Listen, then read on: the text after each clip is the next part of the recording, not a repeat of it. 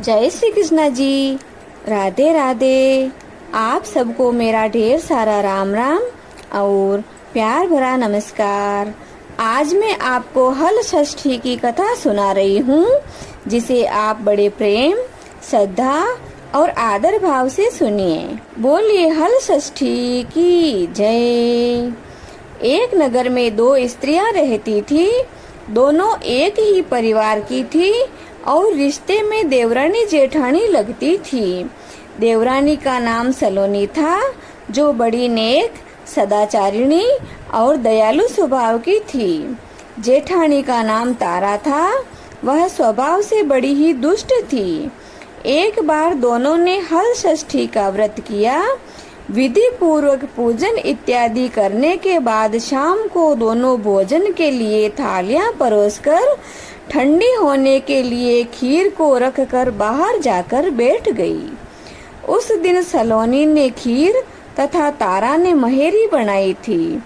अचानक दो कुत्ते उनके घर में घुसे और परोसी हुई थालियों में भोजन खाने लगे। अंदर से चप चप की आवाज आई तो दोनों अपने अपने कक्ष के भीतर जाकर देखने लगी। सलोनी ने कुत्ते को खीर खाते हुए देखा तो कुछ नहीं बोली तथा बर्तन में बची हुई खीर भी उसके आगे डाल दी। लेकिन तारा थाली में मुंह मारते हुए कुत्ते को देखते ही आग बबूला हो गई। उसने कमरे का द्वार बंद कर दिया और आओ देखा न ताओ, फिर डंडा लेकर कुत्ते को इतना मारा कि उसकी कमर ही तोड़ डाली। कुत्ता अधमरा होकर जैसे तैसे अपनी जान बचाकर वहां से भागा। दोनों कुत्ते जब बाहर आपस में मिले तो एक दूसरे का हाल पूछने लगे। जो कुत्ता सलोनी के यहाँ गया था वह बोला कि मैं जिसके कक्ष में गया था वह स्त्री बड़ी ही भली थी। मुझे खीर खाते हुए देखकर भी उसने कुछ नहीं कहा, बल्कि बर्तन में जो खीर बची थी उसके खत्म हो जाने के बाद मुझे और खीर डाल दी ताकि मैं भर पेट खा सकूं। उसने तो मेरी आत्मा को ऐसा तृप्त किया कि मैं उसे बार बार आशीर्वाद देता रहा हूँ। मेरी तो ईश्वर से यही कामना है कि मरने के बाद मैं उसी का पुत्र बनूं और जीवन भर उसकी सेवा करके इस ऋण को चुकाता रहूं। जिस प्रकार उसने मेरी आत्मा को तृप्त किया है, उसी प्रकार मैं उसकी आत्मा को तृप्त और प्रसन्न करता रहूं। अब तुम्हारा हाल बताओ, तुम्हारे साथ क्या बीती? तुम्हारी तो वहाँ खूब पिटाई हुई है। दूसरा कुत्ता बड़े दुखी स्वर में बोला, तुम्हारा अनुमान ठीक है भाई। आज से पहले मेरी ऐसी दुर्गति कभी नहीं हुई थी।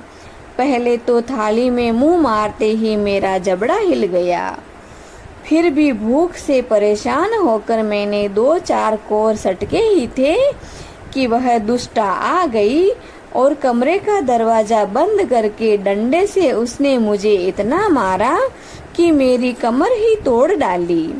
मैं तो ईश्वर से एक ही निवेदन करता हूँ कि अगले जन्म में मैं उसका पुत्र बनकर उससे पूरा बदला चुकाऊं।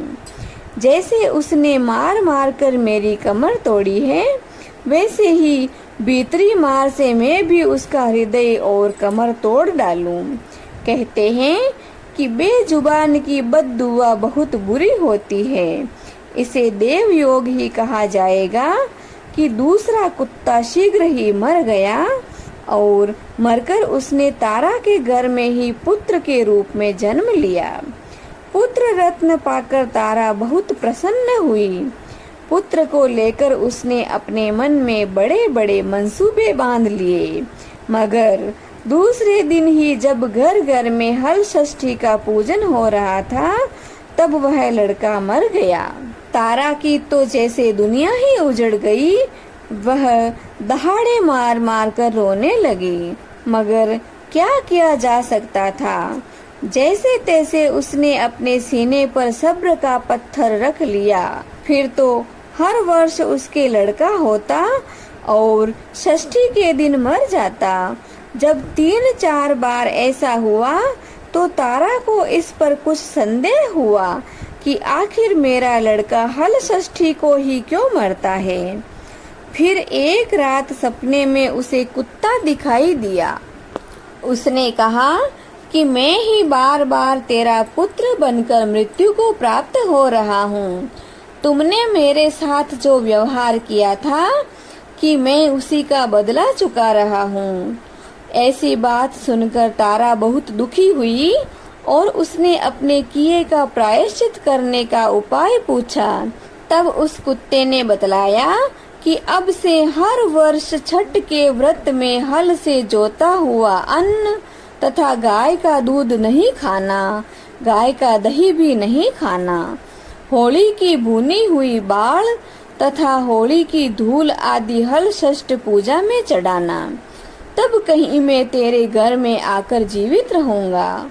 तारा ने वैसा ही किया और इस हल षष्ठी के व्रत के प्रभाव से उसकी संतान जीवित रहने लगी। तभी से संतान के सुख की कामना और सुख सौभाग्य के लिए यह व्रत किया जाता है। बोलिए हल षष्ठी मैया की जय। श्री कृष्ण चंद्र भगवान की जय। दाऊ भैया की जय। जय श्री कृष्णा जी। राधे राधे।